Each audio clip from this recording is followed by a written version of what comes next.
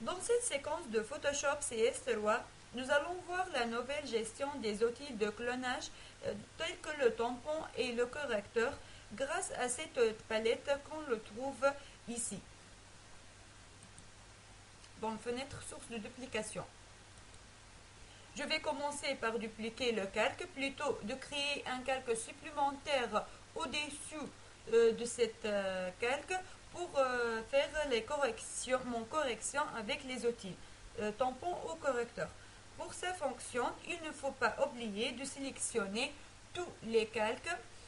Sinon, calque active que je travaille uniquement sur le calque sélectionné, ou bien sur le calque sélectionné et ses calques inférieurs, ou bien tous les calques.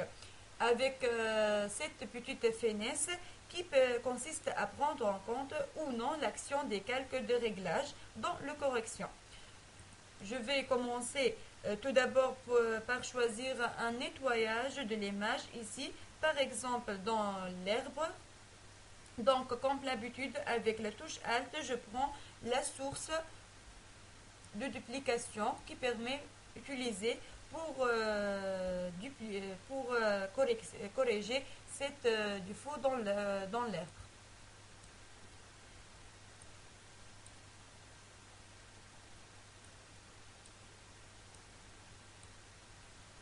Voilà, on voit que les corrections que l'on a déjà fait, que sont créées au niveau de la calque supérieure, qui sont dépendamment de l'image originale.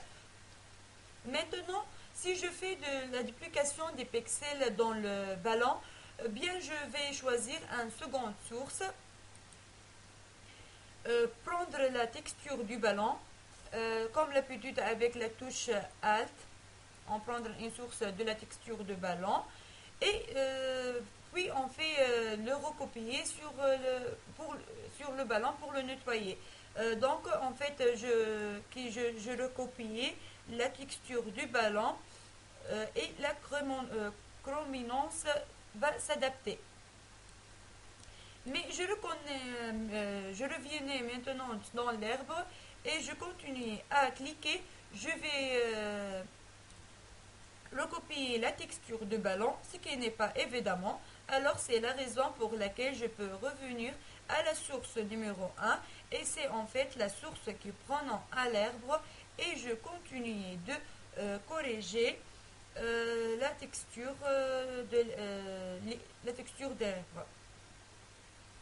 Donc je vais gagner évidemment beaucoup de temps. Particulièrement si la source se trouve une autre image qu'on peut rappeler tant qu'on peut faire une duplication du pixel d'une image vers un autre, c'est-à-dire d'un document à l'autre. Maintenant, si je vais faire une correction sur le pot, bien je crée une troisième source de duplication et avec comme l'habitude on prend une source avec la touche Alt de pot, puis je nettoyer nettoyer le pot. Voilà. Si on continue de nettoyer le ballon, je prends la source de duplication numéro 2 et je nettoie. Voilà que la source numéro 2 prend la texture du ballon. Même pour la source 2 qui prend la source 1 qui prend la texture du lèpre. Et ainsi de suite. Donc, je retrouvais à chaque fois la source originale. Avant de continuer, répondez à cette question. Je vais maintenant sur ce portrait pratiquer un petit peu différemment. Je commence tout d'abord comme tout à l'heure de créer un calque supérieur. J'active ici tous les calques qui permet de travailler des calques indépendants entre les sources et les destinations des pixels colonnés. Dans la palette des pixels colonnés, des sources de duplication, j'ai deux repères X, Y qui permet de positionner le point de départ et je pourrais faire des duplications, agrandir ou à réduire par rapport à l'original et éventuellement dans un autre angle.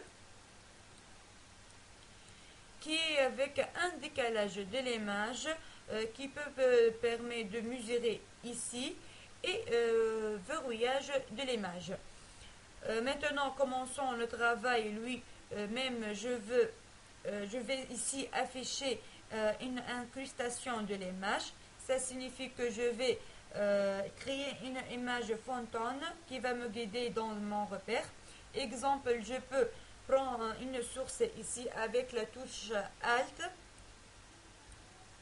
Voilà une source.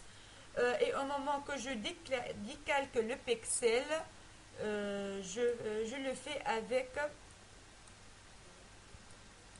une masquage automatique.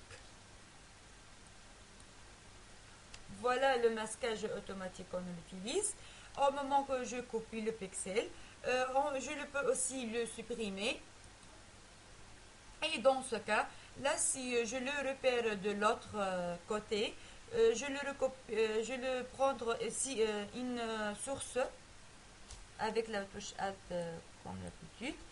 Puis, quand je le recopie, je vois que ce endroit se trouve à la source de la duplication.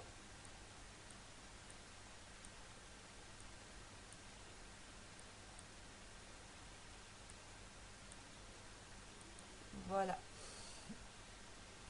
Je pourrais ainsi inverser l'image, c'est-à-dire pour passer au négatif de l'image. C'est pour le meilleur contraste. Yani.